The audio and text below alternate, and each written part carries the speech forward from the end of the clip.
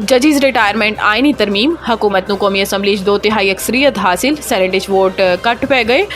जराए का कहना है कि हुकूमत के कोल आला अदलिया के जजां की रिटायरमेंट की उम्र इजाफे की खातिर आइन तरमीम लई सैनेट सिर्फ 3 वोट घट ने। ताहम राबता करन ते वज़ीर इतलात अताउल्ला तारा ने कोई तबसरा नहीं किया। इन्हां ने तस्दीक की ना तरदीद। जदों इसरार किया गया तो इन्हां ने कहा कि वह वज़ीर कानून नाल गल करके फिर राबता करनगे, लेकिन यह रिपोर्ट शाया होने तक इन्हां ने राबता नहीं किया।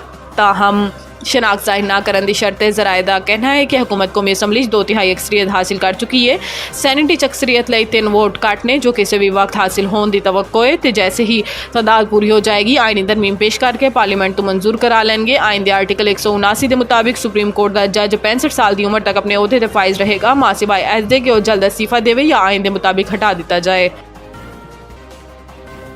इमरान खान के मिलिटरी ट्रायल का मामला जेरे गौर है या नहीं, इस्लामाबाद हाई कोर्ट ने वाज़ेह जवाब मांग लिता। बानी पीटीआई इमरान खान की मुमकिन मिलिटरी हिरासत और ट्रायल के खिलाफ दरखास्त से समात इस्लामाबाद हाई कोर्ट के जज जस्टिस मियां गुल हसन औरंगजेब ने की, जिथे इमरान खान के वकील ते एडिशनल अटॉर्नी जनरल ने अदालत पेश होकर दलाइल दिते। दरखास्त से समात करते हुए जस्टिस गुल हसन औरंगजेब ने रिमार्क्स दिते कि इमरान खान एक सिविलियन है। सिविलियन का मिलिटरी ट्रायल दरखास्त गुजार ते अदालत बाइस से फिक्र है। जस्टिस मियां गुल हसन औरंगजेब ने कहा है कि वकील दरखास्त गुजार कहते हैं कि DGI SPR की तरफ तो बयान आया है। अगर ऐसा है तो फेडरेशन की तरफ तो वाज़ेह मौकफ आना चाहिए है। अगर असी कह दईए कि हाले कुछ नहीं तो कल तुसी मिलिटरी ट्रायल का ऑर्डर लैके आ जाओगे, फिर की होएगा? विफाकी हुकूमत तो हदायत लैके पीर नूं अदालत नूं वाज़ेह आगाह कर दवो।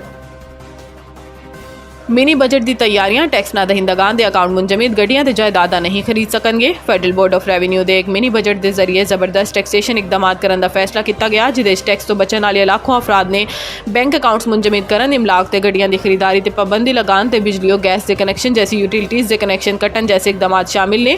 IMF के $7 अरब के एक्सटेंडिड फंड फैसिलिटी प्रोग्राम के तहत पहली सहमाही का हदफ हासिल करने के मुमकिन वड्डी कमी के पेशे नज़र FBR ने 3.2 मिलियन रिटेलर्स को टैक्स नेट चलाने नाकामी के बाद सख्त इकदाम तैयार किए हैं। FBR ने 5 लाख नॉन फाइलर्स के मोबाइल फोन मुनकता करने का हुक्म दिता सी, लेकिन इस तो मतलूबा नताइज हासिल नहीं हो सके।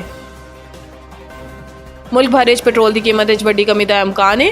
आलमी मंडी तेल की कीमत कमी के बायस मुल्क पेट्रोल 12 रुपए लीटर सस्ता होने का तखमीना लाया गया है। इंडस्ट्रीज जराए के मुताबिक डीजल की फी लीटर कीमत भी 12 रुपए तो मट्टी के तेल की कीमत 8 रुपए तक कम होने का तखमीना है। हतमी कीमत का तयन 12 तो 14 सितंबर की आलमी मार्केट के उतार चढ़ाव के मुताबिक होने का इम्कान है। वाज़ेह रहे कि 31 अगस्त को वज़ीर आज़म शहबाज शरीफ ने पेट्रोलियम मसनूआत की कीमत कमी कर दी सी।